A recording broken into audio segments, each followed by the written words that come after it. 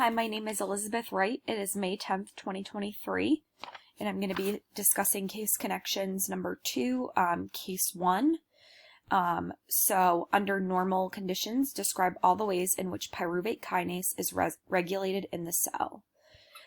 So pyruvate kinase is a critical enzyme in the glycolytic pathway responsible for converting phosphoryl pyruvate and ADP into pyruvate and ATP.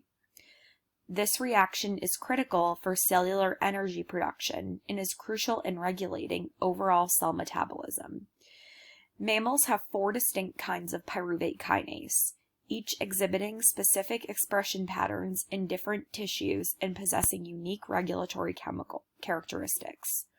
One of the most critical isoforms is PKM2, which has been evidenced to support anabolic metabolism, facilitating the synthesis of complex biomolecules required for cellular growth. Notably, PKM2 exhibits distinct regulatory properties, allowing it to integrate various signaling pathways and metabolic cues to modulate glucose metabolism in response to cellular demands.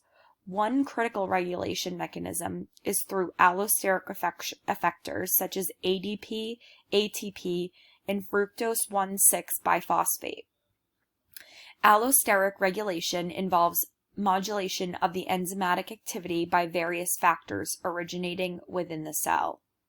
This regulation occurs through the interaction of PKM2 with specific signal molecules and metabolites which serve as allosteric effectors. Notably, these effectors can have 2 effects. They either inhibit the activity of PKM2 to enhance it, thus significantly influencing energy production at a cellular level. PKM2 integrates extracellular signaling cascades in intracellular metabolic processes to ensure an efficient and adaptive glucose metabolism per cellular requirements. One important regulatory mechanism involves the phosphorylation of pyruvate kinase, which inhibits and affects the recycling of phosphenylpyruvate to pyruvate, consequently promoting enhanced glucose synthesis. Phosphorylation acts as a regulatory switch, effectively modulating the activity and flux of pyruvate kinase in intact cells. Specifically, phosphorylation of pyruvate kinase by protein kinases inducing the cAMP-dependent protein kinase leads to enzyme inhibition and disrupts its catalytic efficiency. It is vital to know that the impact of phosphorylation on other critical enzymes involves glycolysis, such as 6-phosphofructo-1 kinase and fructose 1,6 biphosphatase, remains uncertain in intact cells, despite their unknown susceptibility to phosphorylation by the cAMP-dependent protein kinase in vitro experiments. However, it is vital to note that phosphorylation of pyruvate kinase often leads to enzyme inhibition, decreasing its catalytic activity. This inhibition impedes the conversion of phosphophenylpyruvate, PEP, to pyruvate, ultimately affecting the cell's overall glycolytic flux and energy production. The specific consequences of pyruvate kinase phosphorylation vary depending on the isoform in the cellular context. For instance, in some cases, phosphorylation of pyruvate kinase may decrease its affinity for a substrate, PEP, leading to reduced enzymatic activity. This can result in a buildup of upstream glycolytic intermediates and a diversion of glucose towards alternative metabolic pathways. The activity of pyruvate kinase may also be regulated by regulating various hormones. For example, insulin stimulates pyruvate kinase activity in the liver, which promotes glucose utilization. On the other hand, glucagon and epinephrine inhibit pyruvate kinase, reducing glycolytic flux and promoting gluconeogenesis. Another common mechanism is the covalent modification. where PK undergoes reversible covalent modifications.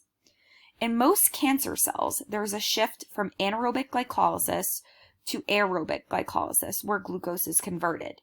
Cancer cells tend to prefer PKM2 due to its ability to switch to a less active dimer.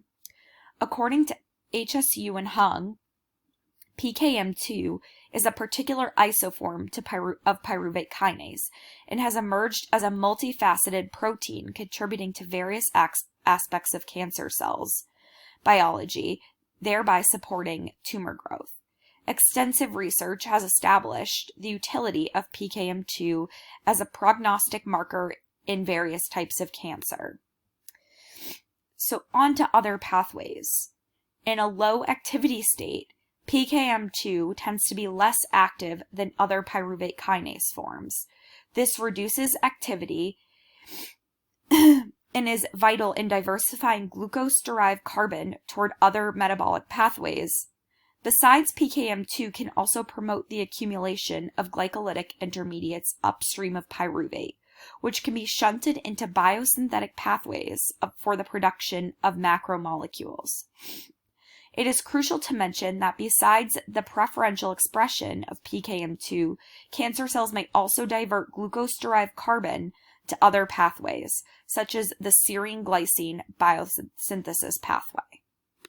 So in case number 2, we are going to be discussing a 16-year-old female who was recently diagnosed with a deficiency of muscle glycogen phosphorylase. Her and her family are concerned and ask the following questions, which will be presented in the case. So, the normal use of muscle glycogen during exercise. So, glucose stored as glycogen is vital, since it's the primary energy substrate in mammalian tissues. During exercise, muscles rely on glycogen to produce energy. This glycogen is broken down into glucose molecules through a process known as glycogenolysis. Muscle glycogen phosphorylase acts by breaking a 1,4 glycosidic bond, releasing glucose 1-phosphate in the initial step of glycogenolysis. It's important to note that GP exists in 3 forms, or isoforms, within the human body, each with specific roles and regulatory properties depending on the tissue in which they are found. When the body requires energy for functioning, signals are sent to activate this enzyme. For instance, the hormone epinephrine increases during stress. The patient then asks, will I still be able to take long walks? While you, the patient, have a deficiency of muscle phosphorylase, it is still possible to take long walks. However, there is a higher likelihood of exercise intolerance, symptoms such as fatigue, painful muscle cramps. This occurs since muscles have limited access to glucose, thus leading to painful muscle cramps and inadequacy of energy. To compensate for the deficiency, the body may rely on other energy sources, for instance, such as amino acids, which can be converted to glucose through various metabolic pathways. It is vital to note that these alternative sources might not provide enough energy as quickly or efficiently as glycogen. Therefore, avoiding strenuous exercises is advisable since prolonged physical activity may increase symptoms. Therefore, short walks at a low endurance can be helpful for starting out. It is also important to note that a exercise physiologist may be helpful in creating a plan for you. Eating at night to maintain glucose levels. There is a higher likelihood of blood glucose levels falling at night due to phosphorylase deficiency. Food is unnecessary in many cases as the body has various mechanisms to maintain blood glucose. One of the mechanisms involves gluconeogenesis, which entails the synthesis of glucose from sources that are not carbohydrates, such as glycerol and amino acids. This process is vital in maintaining blood glucose levels and ensuring all organs have good energy supply. The patient asks about worrying about excessive lactate during intense exercise. Muscle glycogen phosphorylase may affect the body's ability to produce energy efficiently during intense anaerobic exercise. Notably, during intense exercise, the energy demand exceeds the oxygen supply available to the muscles. This leads to the production of lactate through a process called anaerobic glycolysis.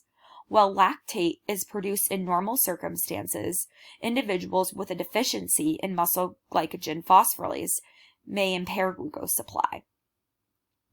Understanding the maximum exercise intensity is crucial to avoid adverse conditions such as myoglobinuria. According to Kitoka, during intense exercises, individuals with a deficiency of muscle glycogen phosphorylase have huge reductions in ATP synthesis, primarily due to limited mitochondrial phosphorylation due to reduction in substrate availability, and also glycogenolysis absence. Overall, ATP synthesis and excessive lactate production reductions are interrelated consequences of intense anaerobic exercise. Exercise physiology shows that exercise intolerance arises due to a severe imbalance between the supply and demand of muscle energy. The imbalance can lead to a higher accumulation of lactate during intense exercise, which can lead to excessive lactate accumulation. This can cause muscle fatigue, impaired performance, and discomfort. As highlighted by the forearm exercise tests, there is evidence to show that concentrations of plasma lactate are reduced in patients with deficiency, which explains the utilization of alternative anaerobic pathways. There is a need to develop strategies to manage and optimize your energy metabolism during exercise, such as adjusting your exercise intensity during or incorporating alternative energy sources besides monitoring lactate levels regularly, and exercise tolerance is vital. Thank you.